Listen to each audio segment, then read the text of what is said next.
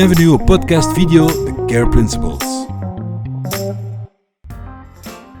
Isabelle démarre ce podcast avec Anne-Clotilde Picot. Elle est Business Development Manager chez IKEA Belgique. Anne-Clotilde travaille depuis plus de 20 ans chez IKEA, mais toujours avec autant de passion et d'énergie. Cette Française de naissance, mais belge de cœur, a toujours trouvé de quoi nourrir sa soif d'apprendre et a eu toutes sortes d'opportunités de grandir chez IKEA. Aujourd'hui, elle est responsable du développement durable, de l'expansion et de l'innovation. Savez-vous que de temps en temps, elle rêve de tenir une librairie salon de thé au bord de la mer? Bonjour Anne-Clotilde, bienvenue au vidéo podcast de Care Principles. Merci. C'est vraiment la première, tu es ma toute première invitée. Tu étais d'ailleurs la toute première personne à qui j'ai posé la question si tu voulais venir. Et j'étais vraiment ravie que tu as dit oui tout de suite. On se connaît un tout petit peu parce qu'on est tous les deux dans le Female Association of Marketing, mais on n'a jamais travaillé ensemble pour être clair là-dessus. Ma toute première question est simplement, comment vas-tu aujourd'hui ? Alors aujourd'hui, très bien. On en parlait parce que tu as cette jolie phrase sur le mur, le plaisir est un luxe. Et pour moi, aujourd'hui, c'est un vrai plaisir, donc un vrai luxe, de pouvoir parler de quelque chose d'autre, de sortir de chez moi. Donc voilà, après, comme tout le monde, bien que j'ai bénéficié de conditions privilégiées, c'est vrai que je commence à avoir un petit peu assez de mes quatre murs et que la possibilité d'interagir, d'échanger avec des gens me manque beaucoup. Donc aujourd'hui, très positif. Ouais, je suis ravie d'être là. Merci beaucoup pour cette invitation. Super, c'était avec un grand plaisir. Je ne veux pas trop parler de Covid parce que je veux regarder vers le futur. Oui. Les Care Principles sont développés pour le futur, mais quand même, on peut pas ne pas en parler parce que ça a un impact énorme. Je parlerai en deuxième lieu l'impact sur toi et ton fonctionnement chez IKEA. Mais quel était l'impact de Covid sur la marque IKEA et sur la société IKEA en Belgique ? En fait, je pense qu'on peut effectivement le regarder de deux côtés. Donc, on ne peut pas nier le fait que c'est une année très compliquée. C'est une année très compliquée pour tout le monde. Donc, c'est aussi une année très compliquée pour IKEA. On a déjà dû faire face à 2 lockdowns. J'espère qu'on n'en aura pas un 3e. Dans les 2 cas, ça a voulu dire, je pense, à peu près 6 semaines de magasins fermés. Donc 6 semaines où on ne peut pas recevoir nos clients. Et pour un retailer, recevoir ses clients, c'est quand même la base. Donc c'est sûr que c'est très compliqué. Ça veut dire qu'il y a une énergie énorme et des efforts énormes de la part de tout le monde pour trouver d'autres façons. Et c'est là où il y a quand même un petit côté positif. J'essaye de balancer un petit peu. Je trouve qu'on a vu sur ces périodes aussi le pouvoir qu'on peut avoir quand on travaille ensemble et puis la capacité d'adaptation qu'on peut avoir en tant qu'être humain quand on est chacun chez soi et qu'on trouve des solutions pour y survivre, mais aussi en tant que collègue et qu'organisation quand on doit transformer complètement notre façon de travailler. Donc pour donner un exemple concret chez nous, voilà, on est un retailer qui, à la base, vend quand même plus physiquement dans ses magasins qu'en ligne. Et puis, il a fallu du jour au lendemain faire face au fait que la seule solution, c'était de vendre en ligne. Et donc, on a dû vraiment trouver plein de façons différentes de travailler. Et en particulier, on a mis en place de façon hyper rapide des nouvelles procédures qui permettent, dans les magasins, de préparer les commandes en ligne. Comme ça, on peut avoir plus de commandes qu'on honore. Et ça veut dire qu'on a des gens qui aussi font preuve d'une flexibilité énorme aujourd'hui. Tu sais que les restaurants sont encore fermés. Donc nous, on a quand même beaucoup de gens qui travaillent dans les restaurants. C'est autant de gens qui travaillent ailleurs en ce moment, qui vont aider à préparer les commandes, qui répondent au téléphone, qui font différentes choses qui ne sont normalement pas leur travail. L'idée étant de tenir le plus longtemps possible, de garantir le mieux possible le service à nos clients et aussi de garantir le plus possible d'emplois pour nos collaborateurs. Oui. Donc c'est compliqué et on trouve des solutions pour tenir. Combien de personnes travaillent chez IKEA Belgique ? IKEA Belgique, c'est presque 4500, un petit peu moins. Et est-ce qu'il y a du chômage technique pour certains gens ou... Alors, il y a eu des périodes de chômage technique. On a essayé... Au départ, il y en a eu une grosse quand on a juste commencé. Et puis, ensuite, on a remis le plus vite possible. Ça a pris quelques semaines quand même, les gens au travail. On a eu la chance d'avoir la possibilité, en fait, de redonner aux gens qui avaient été en chômage technique de compenser en fait ce qu'ils avaient perdu. Donc ça, on a fait après coup. Et puis dans le deuxième lockdown, il y a eu très très peu de chômage technique. L'idée, c'est vraiment là, on essaye de garder le plus possible les gens au travail. Mais ça demande aussi une flexibilité de la part de nos collaborateurs. Ouais. Et donc ça, c'est vraiment l'objectif, c'est de garder le plus de gens possible au travail. Oui, c'est bien, c'est bien. J'ai tout de suite démarré avec le Covid, mais en fait j'ai oublié de demander, tu es Business Development Manager, ça veut dire quoi? Alors on en parlait un petit peu, c'est drôle parce que je crois que Business Development Manager, il y en a des tonnes maintenant dans le monde et je suis sûre que chacun a sa définition. Alors chez IKEA, Business Development, c'est en fait, je dirais qu'on est le département qui accompagne l'entreprise dans sa transformation. Ça veut dire qu'on a des axes en fait privilégiés sur lesquels on travaille, tout ce qui est développement durable, sustainability, l'expansion aussi physique, mais aussi donc si on voulait ouvrir un nouveau point de vente, mais aussi la remise à niveau de nos magasins existants, les travaux en magasin. On travaille aussi sur l'innovation et on travaille sur, de façon générale, les grands projets de transformation. Donc voilà, on est en fait, je dirais pas dans le business quotidien, mais on est plus là pour accompagner, aider, supporter l'organisation qui doit faire des pas en avant dans certaines directions. Ouais. Super, c'est super intéressant. C'est passionnant. C'est passionnant parce que c'est de nouveau aussi vers le futur, c'est la transformation, l'innovation, c'est super chouette. Je reviendrai là-dessus. J'aimerais bien parler avec toi avec l'idée générique des Care Principles. Oui. L'idée derrière, l'insight derrière, c'est prendre soin de quelque chose ou de quelqu'un, mais ça démarre premièrement en interne. Je dis, le premier... principle, c'est de l'appliquer en interne sur les gens qui travaillent pour la marque. Je crois que cette période dans laquelle nous nous trouvons aujourd'hui, ça demande des mesures très spécifiques parce que tout le monde est maintenant en home office, téléworking et tout ça. Qu'est-ce que IKEA a fait pour ces gens en interne pour les supporter, pour les aider et tout ça? Est-ce qu'il y a des cas ou des exemples spécifiques que tu puisses donner? Il y a pas mal de choses et je m'excuse par avance, je ne sais pas si c'est propre à IKEA ou s'il y a d'autres sociétés qui le font. Mais en tout cas, je peux t'expliquer ce que nous, on fait. Il y a beaucoup de choses qui ont été mises en place dans plusieurs domaines. D'abord, IKEA, c'est parmi les valeurs d'IKEA, il y a togetherness. Donc le côté collectif, travailler, être ensemble, pour nous c'est très important. Donc il a fallu trouver des moyens de garder ça. Ça n'a pas été toujours évident. Alors bon, sur les 4500 personnes, la plupart travaillent dans les magasins. Effectivement, les moments où les magasins ont été fermés, ça a été compliqué aussi. Donc il y a eu beaucoup de choses qui ont été mises en place pour que les collaborateurs puissent accéder à des formations en ligne quand ils étaient à la maison. Parmi ces formations, il y a des choses très techniques, mais il y avait aussi des cours ou des séminaires sur la résilience. Il y avait même, on avait trouvé, en cherchant bien, on a trouvé quelque chose sur la méditation qui venait, je crois, d'IKEA au niveau global. Et donc il y a eu aussi ce côté bien-être qui a été pris en compte pour ce genre de choses. Ensuite, les gens qui sont responsables d'équipe, ils ont tous été très encouragés à garder le contact. C'est pas toujours simple. Chacun le fait aussi à sa façon. Il y a des gens qui font des réunions très très fréquentes en Teams. Il y a des gens qui appellent peut-être plus en individuel. Il y a des gens, j'ai vu dans mon équipe cette semaine, qui sont partis se promener, qui ont fait une réunion assis sur un banc à distance respectable, mais dans un parc. On essaye de trouver des petites solutions comme ça. Donc ça, c'est plus, je dirais, pour garder le contact. Et ça a été un point très important. Il y a eu pas mal d'organes de communication interne qui ont été mis en place aussi, des newsletters. On communique beaucoup plus en fait qu'en temps normal quasiment. Après, il y a des choses plus solides. Bon, on a parlé de l'approche par rapport au chômage technique. Ça, c'est quelque chose qu'on essaye d'éviter. Donc, on essaye de garder nos collaborateurs au travail le plus possible.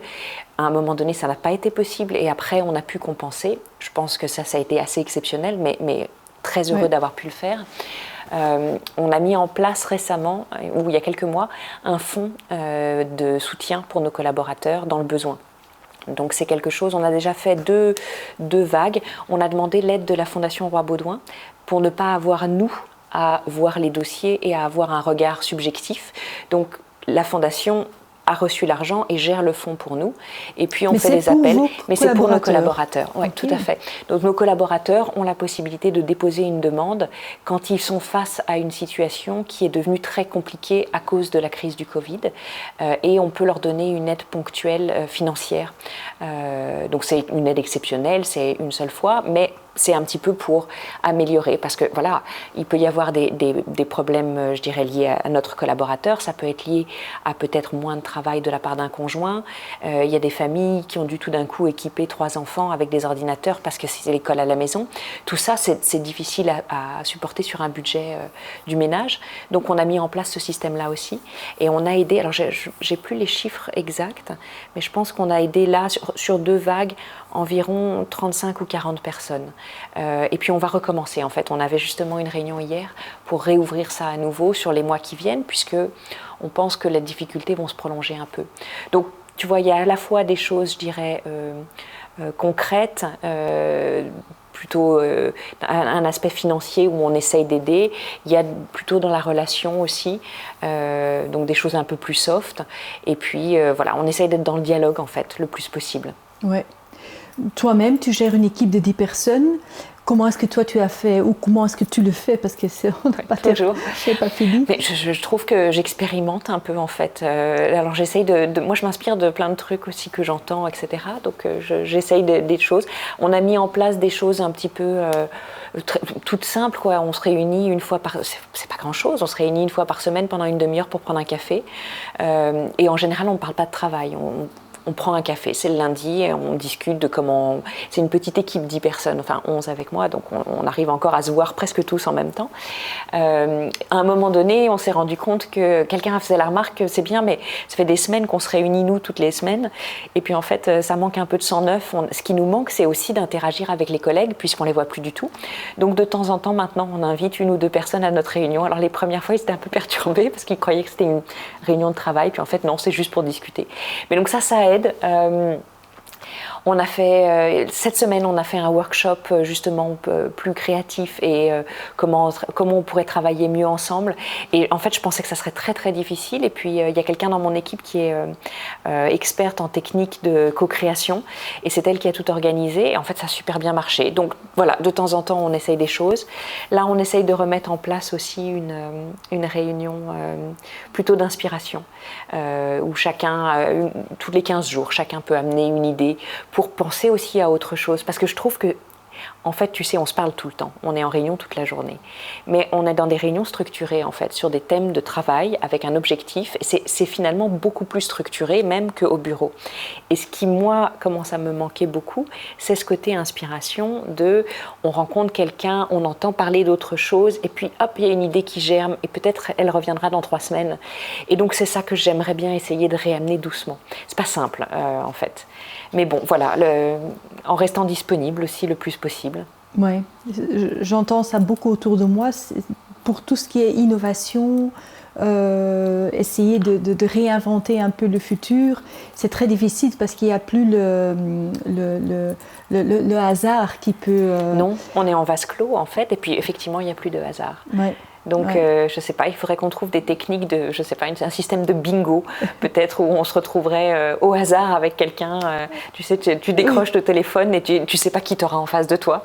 Ça pourrait être, ceci dit, c'est un truc rigolo. Tiens, je vais essayer de réfléchir à ça. Ouais. C'est le genre d'idée un peu idiote qui pourrait me faire tenir quelque temps. Quels sont... tu expérimentes, tu fais plein de choses. Est-ce que tu sens des vrais obstacles? Est-ce que tu sens, comme tu viens de dire, par exemple, pour tout ce qui est innovation et tout ça, qu'il y a quand même un seuil, qu'il y a quand même des limites si tu compares avec le passé? Je trouve qu'on a... Alors, pour moi, c'était un peu un apprentissage. La grande surprise au début, ça a été de se dire, en fait, on arrive à fonctionner. Et on a des projets qui avancent et on a des choses qui bougent. Alors, autant, comme j'expliquais tout à l'heure, dans les vraies transformations qu'on a fait, qu'il a fallu faire dans l'urgence, mais voilà, que même pour nous qui sommes un peu moins dans le quotidien avec des projets plus long terme, mais ça bouge quand même. Donc ça, c'était plutôt une bonne nouvelle. Et puis, je trouve que là, on arrive un petit peu à la limite de l'efficacité parce qu'il nous manque ce contact, effectivement. En même temps, il y a eu une multitude de séminaires, de discussions, etc. Donc, on a quand même réussi encore à trouver des inputs de l'extérieur.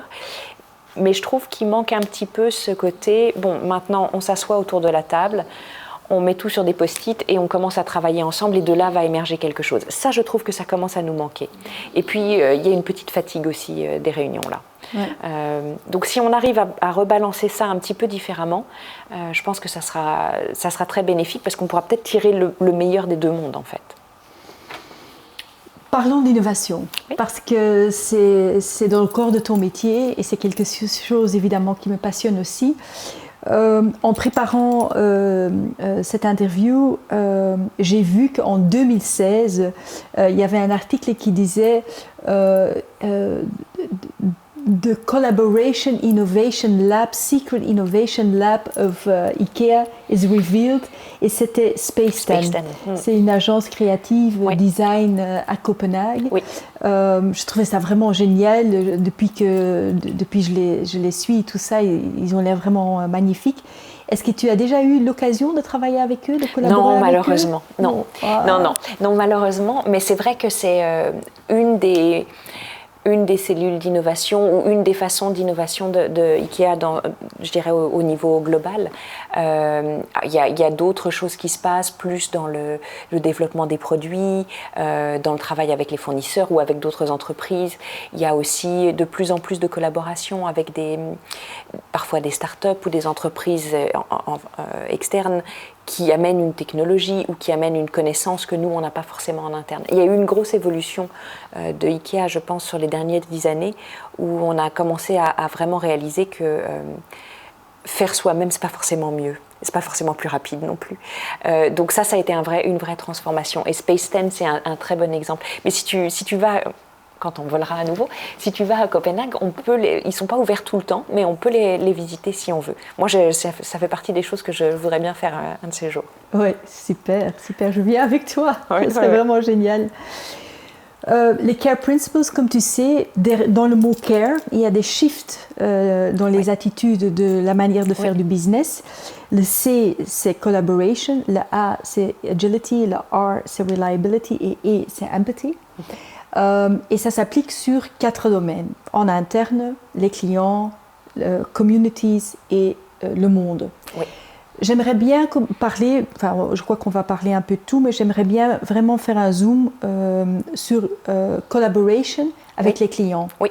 Parce que IKEA, depuis je ne sais pas combien de temps, vous faites déjà de la presque co-création, oui. Mais surtout, vous avez beaucoup d'interactions avec vos clients pour le développement des produits, pour les innovations des produits et tout ça. C'est vraiment dans le cœur, ça fait partie des valeurs, je crois, de IKEA, non? Oui, absolument. Mais c'est drôle que tu dis ça parce que j'y réfléchissais et je me disais qu'en fait, le mot de co-création, c'est très à la mode en ce moment. Et ça va avec certaines techniques, etc. Mais c'est vrai que nous, on en fait beaucoup depuis longtemps. IKEA, si tu veux, l'objectif d'IKEA, c'est vraiment de devenir le leader de la vie à la maison.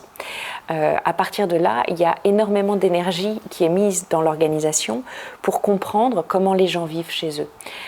Donc ça, c'est le point de départ, en fait, où on commence par... Il y a beaucoup d'observations, on envoie... alors, on le fait avec des études de marché, mais on le fait aussi en envoyant simplement les collaborateurs des magasins visiter des gens chez eux et regarder à quoi ça ressemble, poser des questions. Tiens, pourquoi tu as choisi de mettre le vase ici? Et sinon, tu aurais pu le mettre où? Comment c'est rangé dans ton armoire de cuisine?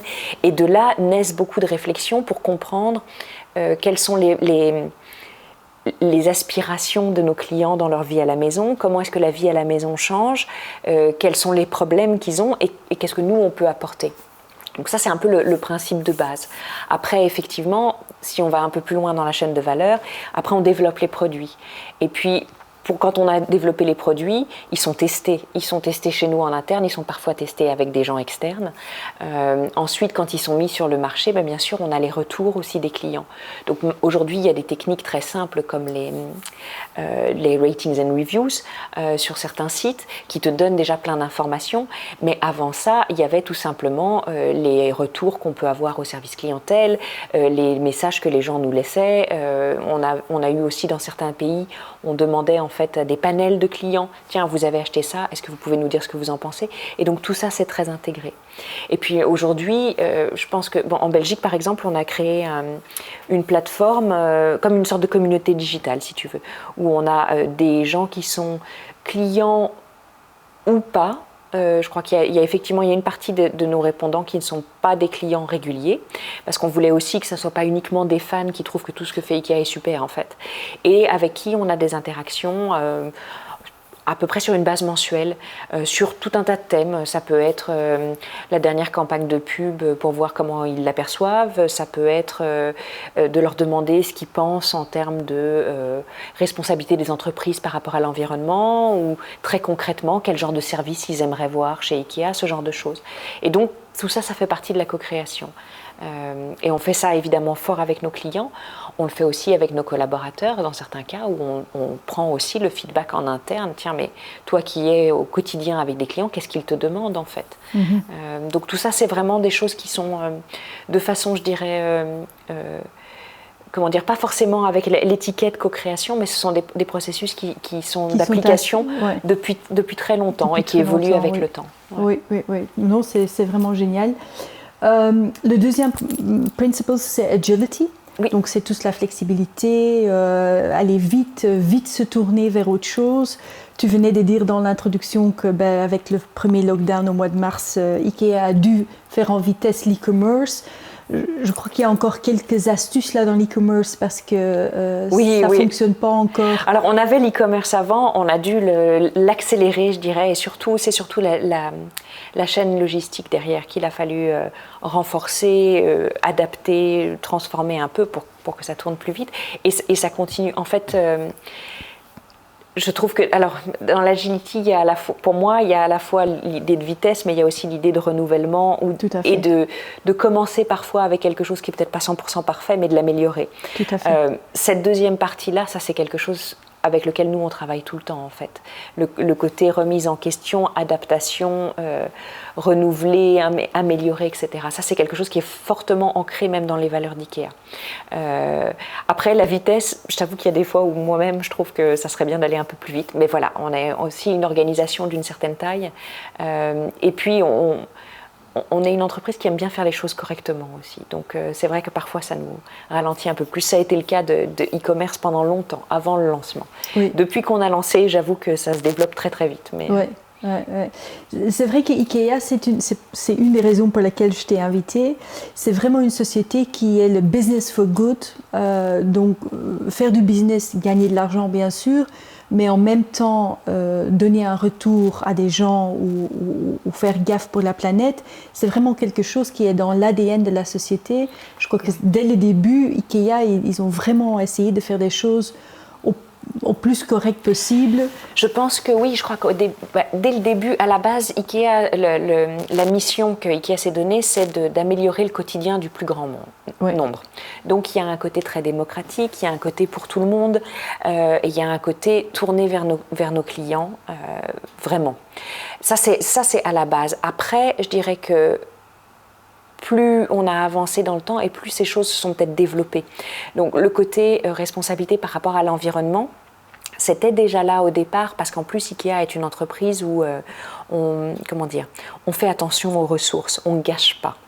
Il y a cette idée de faire attention. Mais ça a pris depuis quelques années, depuis une dizaine d'années probablement, une ampleur beaucoup plus importante où IKEA maintenant s'est vraiment engagé par rapport à l'environnement et à la société. Donc je dirais que c'était quelque chose qui était là au départ, mais qui petit à petit est devenu aussi important que le reste. Et maintenant, c'est vraiment, quand on regarde nos objectifs, parce que là, on est en pleine préparation de l'année du business planning pour l'année suivante. Et si tu veux, on a vraiment des objectifs par rapport à nos clients, par rapport à nos collaborateurs, des objectifs de croissance de l'entreprise, évidemment, et des objectifs environnementaux. Et tout ça, c'est au même niveau, en fait, les quatre facettes du dé. Oui. Et le care for people and planet, ça fait partie des valeurs d'IKEA. Absolument. Oui, ça fait partie c'est une des 8 valeurs de la société en interne. Oui, extrêmement important. Oui. Et on parle peut-être plus de l'aspect environnemental, mais il y a l'aspect sociétal aussi, l'aspect people qui est aussi important. Oui, c'est vrai qu'on en parle moins souvent dans la presse et tout ça. Oui. On parle beaucoup plus de la durabilité, oui. mais le care for people et le people est même devant planet dans vos valeurs, c'est quelque chose qui est peut-être moins connu d'IKEA. Même moi, je le savais pas. C'est quelque chose que c'est pas une chose sur laquelle... C'est quelque chose, en Belgique en plus, peut-être plus encore que dans d'autres pays, c'est quelque chose sur lequel on n'a pas encore mis beaucoup l'accent, mais qu'on développe beaucoup plus et sur lequel on veut parler beaucoup plus aujourd'hui. Je crois, la raison est probablement qu'on ne peut pas tout faire en même temps et on ne peut pas parler de tout en même temps non plus. Et c'est vrai qu'il y avait vraiment, au départ, des engagements par rapport à l'environnement qui étaient les premières choses dont on a parlé. Maintenant, le care for people, il est aussi très important pour nous. Ça passe par nos clients, ça passe par nos collaborateurs, mais tu parlais aussi tout à l'heure de communauté. Oui. Et c'est aussi fortement comment est-ce qu'on s'implique en tant qu'acteur citoyen dans une communauté, en fait. Oui.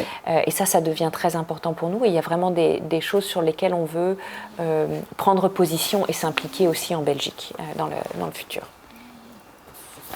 On a parlé de C et du A, mais pas encore le R et le E, donc reliability et empathy.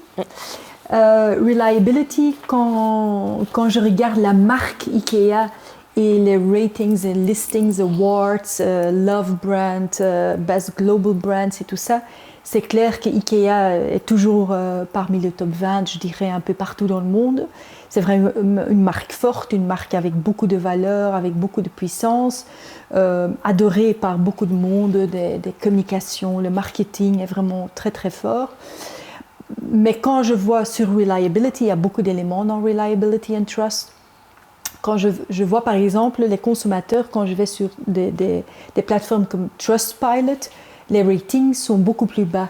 Donc il y a vraiment un gap, j'ai vu, dans tout ce que la marque et la communication et le marketing de la marque, la valeur de la marque par rapport dans le marché du corporate. Et quand tu regardes ce que le consommateur pense au niveau d'une seule plateforme qui est Trustpilot, d'où vient ce gap, penses-tu? Tu as une idée d'où ça vient? Moi, je pense que sur les derniers mois, on a beaucoup souffert de l'expérience, en fait. Et ça, c'est malheureux. C'est quelque chose par rapport auquel on ne se voile pas la face chez IKEA. On travaille beaucoup pour l'améliorer, mais c'est vrai que sur la dernière année, l'expérience d'achat qu'on offre à nos clients n'est pas toujours à la hauteur de ce que nous, on aimerait donner et de ce que les gens sont en droit d'attendre. Il y a plusieurs raisons à ça. Je veux dire, en Belgique, si on parle de la Belgique, les conditions de shopping en ce moment, le shopping avec une seule personne, c'est déjà pas très drôle quand on fait ses courses dans les petits magasins de centre-ville. Si on veut aller acheter des meubles chez IKEA, ça devient fort compliqué parce que c'est sûr que d'abord, on ne choisit pas forcément son canapé tout seul et on a parfois envie de l'essayer à deux. C'est pas possible en théorie aujourd'hui. Et puis bon, le transport, etc. Donc c'est vrai que ça met, je dirais, un peu une... Oui, ça ternit beaucoup l'idée qu'on peut se faire d'un magasin IKEA et de l'expérience d'aller y faire ses courses. En plus, on n'est pas supposé rester très longtemps, il n'y a plus le restaurant. En ce moment, ça n'est pas la même chose que d'habitude.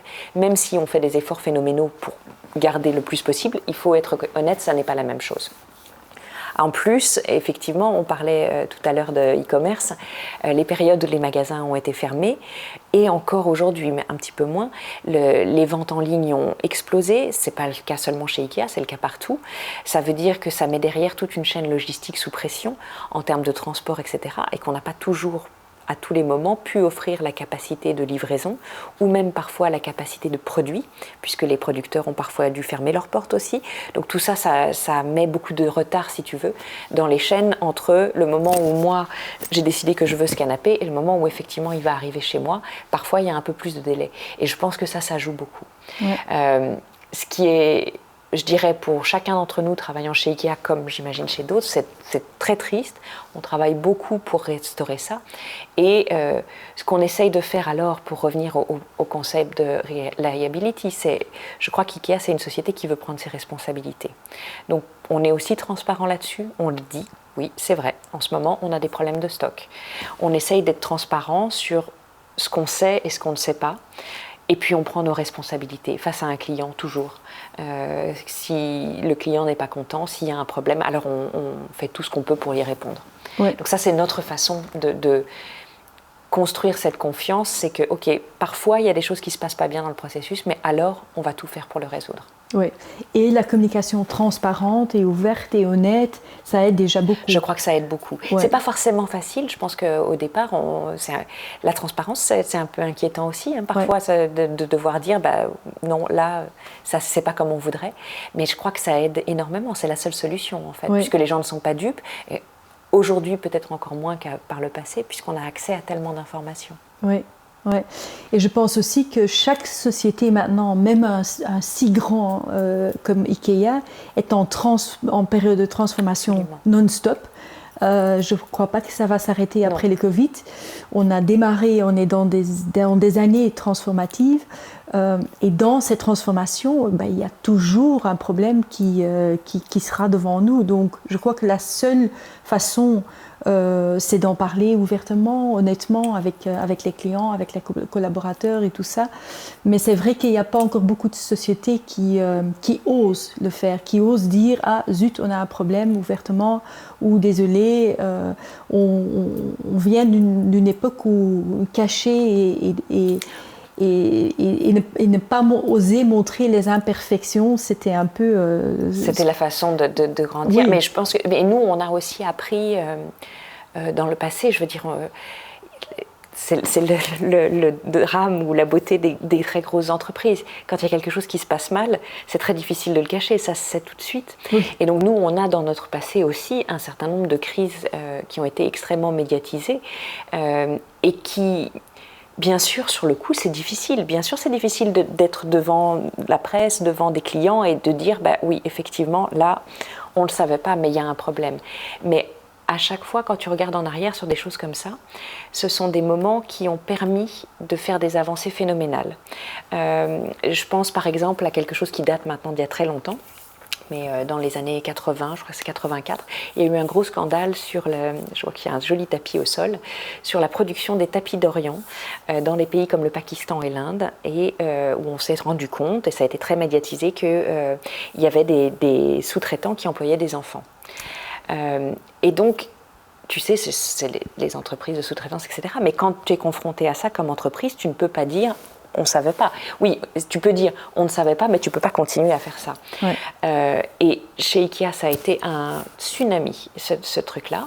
Et ça a vraiment été un moment crucial parce que de là, on a revu toute une série de choses dans notre fonctionnement interne. La relation avec les fournisseurs et avec les sous-traitants des fournisseurs. Donc on a mis en place un code de conduite qui est encore aujourd'hui, qui est régulièrement remis à jour, mais qui encore aujourd'hui est à la base de toutes les relations avec les fournisseurs.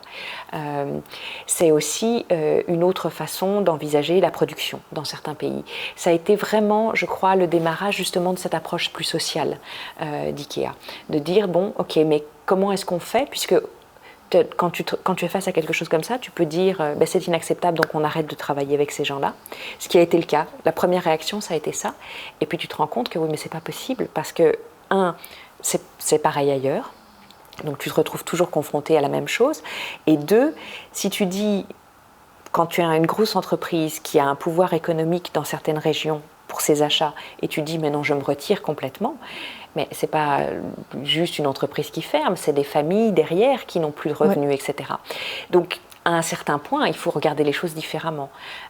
Et ça a complètement conditionné une autre façon de voir les choses, de travailler avec des ONG, qui sont sur le terrain, qui savent comment ça marche, d'apprendre avec eux et puis d'essayer par le travail avec eux aussi, de changer la donne sur place, de travailler pour l'éducation, de travailler pour l'amélioration des conditions de travail, la rémunération différente. Donc c'est vraiment, ça a été un revirement. Donc ça c'est un très bon exemple en fait on a fait quelque chose qui n'était pas correct, on ne le savait pas, mais on prend les responsabilités et on change. Oui. Et ça amène un changement phénoménal en fait dans l'entreprise, un accélérateur. Oui. Donc difficile la transparence, mais en fait à moyen terme, très positif. Très positif. C'est une bonne leçon. Finalement, l'empathie, est-ce que IKEA est une marque empathique ? On dit ça comme ça en français ? Oui, on dit ça comme ça en français. Oui, Bien sûr. Oui, ça revient, on en a parlé tout à l'heure, ça revient à cette valeur de caring for people and planet. Oui. Moi, c'est le lien que je fais avec l'empathie, en fait. Oui. C'est qu'effectivement, à la base, Ikea ne veut pas vendre des meubles, Ikea veut améliorer la vie à la maison. Donc déjà, c'est fondé sur quelque chose d'assez empathique. Après, comme on en a parlé, il y a un grand développement, effectivement, Ikea veut prendre un rôle beaucoup plus fort, en fait, dans la société et par rapport à l'environnement, parce que je pense que c'est le devoir aussi de toute grosse entreprise. Donc ça se traduit de plein de façons, cette empathie. Ça se traduit dans l'empathie par rapport à la façon dont nos clients vivent et comment leur vie à la maison change. Pour parler de la période actuelle, on a tous découvert qu'il fallait travailler à la maison maintenant. Ça a créé toutes sortes de choses, mais il n'y a pas que le travail même, bien sûr. Qu'est-ce que ça veut dire travailler à la maison? Il faut avoir un emplacement où on peut travailler, il faut avoir la bonne lumière, etc. Ça, c'est des choses que nous, on sait faire, donc on peut expliquer ça. Mais il y a aussi comment est-ce qu'on fait pour avoir une vie professionnelle à 100% à la maison, tout en étant en même temps avec des enfants qui, eux, sont à 100% à la maison, qui doivent faire l'école ou qui doivent jouer, etc. Donc on a mis les petites choses pratiques, on a donné plein de conseils via les réseaux sociaux, comment organiser sa maison, des petites choses plus ludiques, des jeux, comment jouer ensemble, parce que ça c'est aussi quelque chose de très intéressant dans une famille, comment est-ce qu'on peut créer plus de synergie. Ça c'est le côté, je dirais, plus lié au domaine de base. Après, par rapport encore à cette crise et à l'empathie, et une chose qui me tient très à cœur, c'est c'est pas le rôle qu'on veut prendre, ça c'est trop grand, mais la petite part que Ikea a voulu prendre à l'effort collectif par rapport à cette crise. Et dans chaque pays, mais on va parler de la Belgique, on a vraiment essayé d'aider. Donc nous, on a très vite en Belgique, on a été contactés au début de la crise, du premier lockdown et de la première explosion de crise, on a été contactés par des ONG, par des hôpitaux qui avaient des besoins. Alors évidemment, nous, on n'avait pas de masques chirurgicaux à vendre. Par contre, on a pu les aider parfois. Ils avaient besoin, par exemple, les hôpitaux avaient besoin de beaucoup de poubelles pour faire du tri des déchets. Ils avaient besoin de draps et de textiles de lit parce qu'il fallait changer tout ça régulièrement. Parfois, ils ont eu besoin de choses plus consistantes. Il y a eu des hôpitaux qui ont dû ouvrir des chambres ou des espaces de soins supérieurs qui n'existaient pas. Et pour ça, il fallait réquisitionner la cantine. Donc ils ont dû déménager la cantine. Donc on a pu donner des lits, mais on a aussi donné des canapés et des petites tables basses pour recréer des endroits de repos pour le personnel qui était complètement à bout et qui avait aussi besoin de se ressourcer. Donc on a travaillé dans un premier temps plutôt en réactif. On a travaillé beaucoup avec les organisations qui travaillent avec les sans-abri et les réfugiés aussi. On a travaillé par exemple avec le SAMU social et avec Médecins sans frontières à Bruxelles, où on a aidé à meubler des centres d'accueil et de soins pour les malades. Donc ça a été la première phase, vraiment plus en réactif. Et puis pendant l'été, on s'est rendu compte que tout ça c'était un peu plus calme, mais qu'il y avait des besoins plus moyen terme qui étaient en train de se mettre en place. C'est-à-dire que les organisations avec lesquelles on parlait nous disaient, même si on a réussi à parer à la première urgence, il y a beaucoup de gens qui se retrouvent à la rue, il y a beaucoup de gens qui sont dans des conditions de vie qui ne sont pas correctes. Et donc, on s'est adressé, nous, proactivement, à des organisations qui travaillent avec des foyers, avec les sans-abri, avec les réfugiés, et on leur a proposé de les aider à aménager les espaces. Donc, encore une fois, en donnant des produits. Donc, tout ça, ça nous a fort occupés. C'est quelque chose dont, en interne, on était très fiers, aussi parce que parfois, on l'a fait à des moments où les magasins étaient fermés et les collaborateurs chez eux. Donc, ça a été vraiment sur la base du volontariat, des gens qui ont bien voulu retourner pour préparer la marchandise. Et au total, je pense qu'on a, sur les 6 mois là, entre février et la fin de l'été, on a donné à peu près 75 000 produits. On a aidé plus de 400 espaces. C'est difficile de dire combien de gens on a aidé, mais on a aidé beaucoup d'organisations. C'est quelque chose dont on a été très fiers. Et on continue, en fait. On continue parce que les besoins continuent à être là. Et nous, parallèlement à ça, on avait déjà commencé à réfléchir à une problématique qui nous paraît vraiment importante de regarder en Belgique, c'est l'idée de conditions de vie décentes. En fait, la Belgique, c'est un pays très développé, mais il y a beaucoup de gens qui ne vivent pas dans des conditions de vie décentes. Alors, on pense aux sans-abri, mais on pense peut-être moins à des gens qui ont une maison, mais une maison décente, c'est pas juste 4 murs et un toit, quoi. Une maison décente, c'est un endroit où on est en sécurité, c'est un endroit où on est avec le confort de base, c'est un endroit qui soit accessible aussi, où on puisse arriver et de là partir pour avoir un travail. C'est un endroit où les conditions sanitaires nous permettent d'avoir une vie saine, ce qui est, je crois, un sujet auquel on est tous sensibilisés aujourd'hui. Puis c'est un endroit où on se sent, où on peut se reposer, où on peut se ressourcer, où on peut être soi-même aussi. Et en fait, malheureusement, il y a une certaine partie de la population qui n'a pas forcément accès à ça. Et ça, c'est quelque chose qui nous touche beaucoup, puisque la vie à la maison, c'est notre domaine, et qu'on voulait vraiment essayer d'amener à l'agenda. Et c'est un domaine sur lequel on voudrait aider, on voudrait faire quelque chose. Et donc, avec cette crise sanitaire, cette idée qu'on avait déjà à la base, les deux choses se recoupent un petit peu. Donc là aussi, on continue à développer nos propres initiatives qu'on veut mettre en place pour faire avancer les choses en Belgique. Et en parallèle, on a aussi débloqué de l'argent pour encore ouvrir un fonds avec la Fondation du Roi Baudouin à nouveau.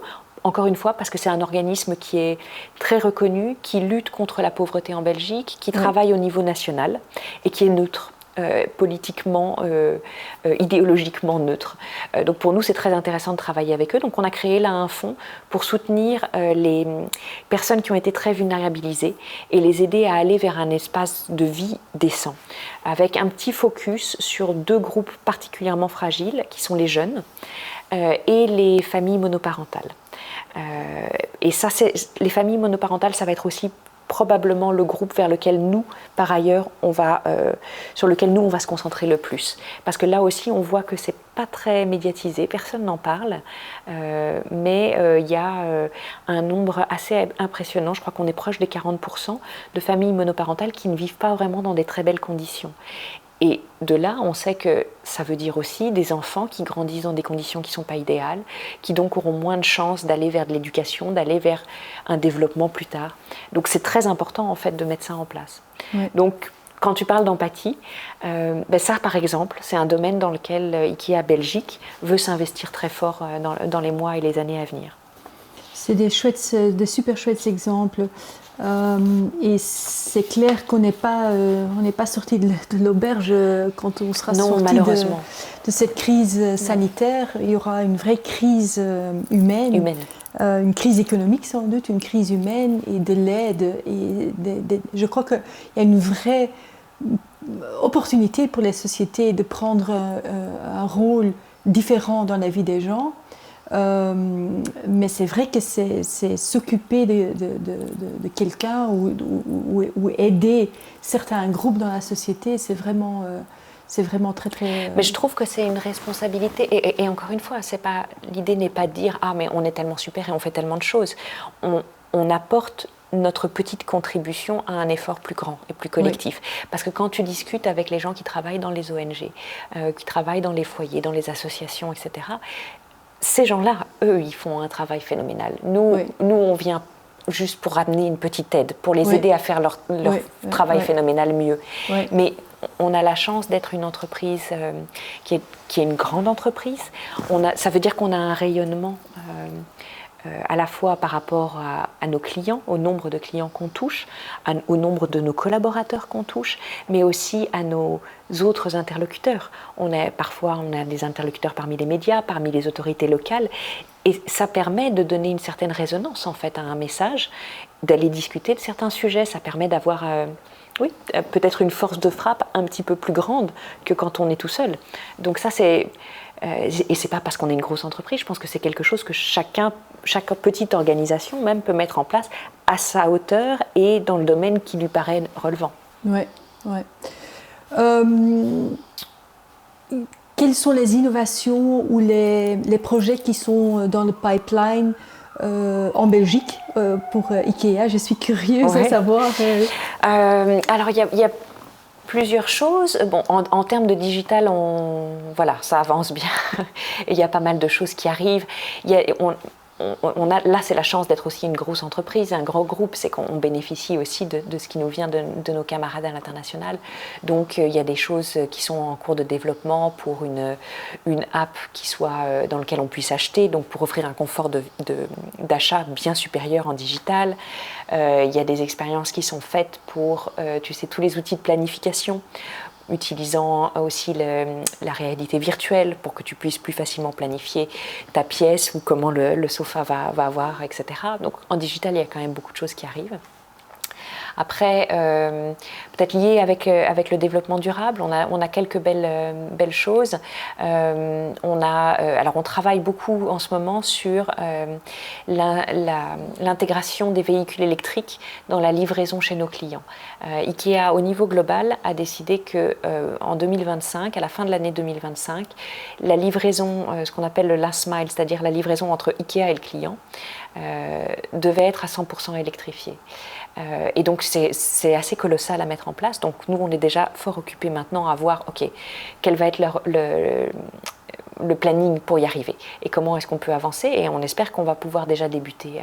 On a déjà quelques livraisons qui se font en vélo, à Anderlecht en particulier, enfin dans la région d'Anderlecht, mais l'idée c'est vraiment d'aller vers quelque chose de plus large. Et vous le faites vous-même ou vous êtes là aussi en collaboration? On travaille en collaboration avec nos partenaires. Oui, ça c'est typiquement quelque chose où on est dans la collaboration, et encore plus, je dirais, sur des domaines comme ça, puisque même nos partenaires classiques, au départ, ne sont pas des spécialistes. Et donc, il y a même au niveau global des collaborations entre IKEA et certains producteurs d'automobiles pour voir quels véhicules sont à disposition aujourd'hui, et est-ce qu'on peut, parce qu'évidemment, il nous faut des véhicules d'une certaine contenance. Donc, c'est aussi, et puis il faut un certain volume de véhicules pour qu'on puisse les avoir. Là, l'autre domaine sur lequel on va devoir travailler en partenariat aussi, c'est pour tout ce qui est installation de charge. Puisque le réseau de charge n'est encore aujourd'hui en Belgique pas ultra développé. Et si on commence à amener beaucoup plus de véhicules, et on n'est évidemment pas les seuls à se pencher sur la question, il va falloir beaucoup plus aussi. Donc ça, c'est un projet, je dirais, très concret sur lequel on travaille aujourd'hui et qui est très motivant. Après, il y a des choses peut-être un peu plus différentes. Par exemple, on a un projet pour le magasin de gants. On espère vraiment le voir se réaliser dans l'année qui vient. On a un projet d'ouvrir éventuellement une sorte de jardin urbain dans un container. Donc l'idée, ce serait d'avoir un container, un gros container sur le parking, et d'y faire pousser des salades et des herbes. À la base, c'est dans l'idée de les utiliser nous-mêmes dans la production des plats du restaurant. Après, peut-être qu'il y a moyen de l'élargir un petit peu et de vendre les herbes, par exemple. Mais le but au départ, c'est plutôt, parce qu'on est vraiment dans un esprit de circularité, le but de départ, c'est vraiment de produire certains aliments qui pourront être vendus directement et consommés directement sur place. Donc ça, c'est un super projet. Et ça fait longtemps qu'on en parle, c'est vraiment en cours de développement, et j'espère qu'on va pouvoir appuyer sur le bouton dans les mois qui viennent. Et donc, vous faites des tests, des expériments, chaque fois dans un magasin, une fois à Gand, une fois à Mons. Oui, généralement. Alors voilà, c'est ça. En fonction du besoin, parfois de l'idée du magasin même, ou du besoin des clients locaux, ou du besoin du magasin même. Par exemple, on a le magasin de Wilrec, qui est donc à côté d'Anvers, qui a mis en place un système de livraison. Je crois qu'ils appellent ça IKEA on the go. C'est quelque chose qui avait été fait par nos collègues au Danemark, où en fait, ils se sont dit, mais il y a des endroits où, surtout avec la livraison online, les achats online qui ont explosé, on a des clients qui sont un peu loin du magasin. Il y a beaucoup de travaux sur le ring d'Anvers. C'est pas toujours facile d'arriver jusqu'à nous. Comment est-ce qu'on peut nous amener? Et donc, ils ont mis en place un système de navettes. Ils ont une navette qui livre le lundi à tel endroit, le mardi à tel endroit, etc. Et ça, c'est vraiment une initiative qui vient du magasin, où ils ont dit, mais nous, on a ce problème d'accessibilité. On veut pouvoir continuer à servir nos clients. Et si on essayait autre chose? Ils ont trouvé une idée qui avait marché ailleurs.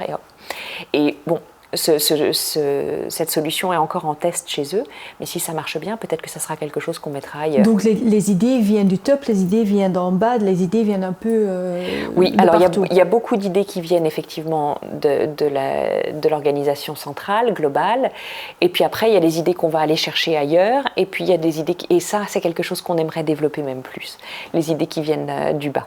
On est en train d'essayer de mettre en place un processus en interne pour justement, c'est mis en place maintenant. On a une sorte de boîte à lettres où si tu travailles dans un magasin et tu as une super idée, tu peux la poster et on arrive et comme ça quelqu'un va la regarder et dire « Ah bah oui, ça c'est pas mal et si on essayait ». Donc c'est tout nouveau, on est en train de mettre ça en place. En termes de co-création et d'agilité, on continue à se développer. Oui, c'est bien, c'est bien. Mais je pense qu'on a quand même parlé de plein de choses, on pourrait encore parler pendant très longtemps. Mais juste pour aboutir et pour terminer, une dernière question. Dans le livre « Does Your Brand Care ?»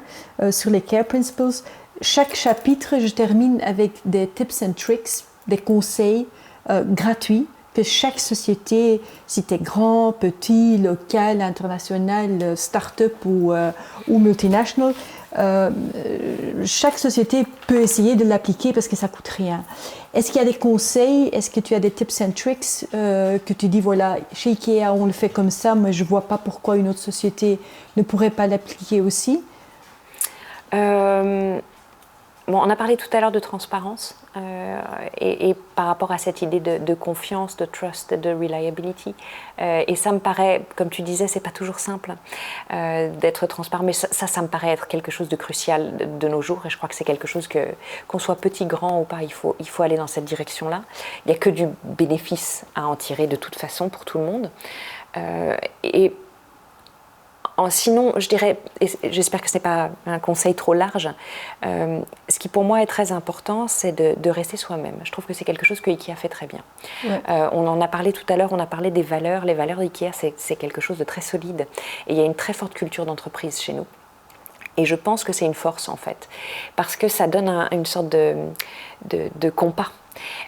Et donc, bien sûr, on regarde ce qui se passe, bien sûr, on évolue, bien sûr, on a envie d'aller avec la modernité, avec les tendances, mais on garde très, très clair qui on est, ce en quel on croit, et ça nous permet de naviguer dans tous ces changements. Et je pense que ça, c'est crucial, en fait, de ne pas se perdre, et surtout aujourd'hui, où on est soit dans des périodes comme en ce moment, où c'est parfois un peu le chaos, et on ne sait plus où on va, soit dans d'autres périodes peut-être un peu plus structurées où on est quand même, je dirais, confronté à des inputs dans tous les sens, et il y a des idées partout, il y a des tas de gens qui font des tas de choses formidables, et on a un peu envie de tout faire si on est un peu curieux, mais donc être très clair de qui on est, en quoi on croit, et ce qu'on veut faire, ce qu'on veut apporter, pourquoi on est là, ça permet de faire des choix en fait, et ça permet de naviguer cette insécurité ou cette surabondance de nouveautés. Et ça, pour moi, ça c'est crucial en fait. Ouais. C'est des super chouettes tips. Un tout grand merci. Merci à toi, Isabelle. C'était vraiment génial. C'était un beau moment. Merci pour ça. Merci pour toi et merci beaucoup à mes comment est-ce qu'on dit ça, les écouteurs? Non, comment est-ce qu'on dit ça? Les gens qui écoutent. C'est pas les téléspectateurs. Les téléspectateurs, les gens qui écoutent et les gens qui regardent. Parce que spectateurs, peut-être, les spectateurs, les spectateurs, les gens qui écoutent le podcast ou les gens qui regardent le podcast, un tout grand merci. The Care Principles Podcast, émission numéro 1 is in the pocket. The Care Principles strives to become a platform of strategic inspiration and education with a focus on positive change. Check it out on thecareprinciples.com.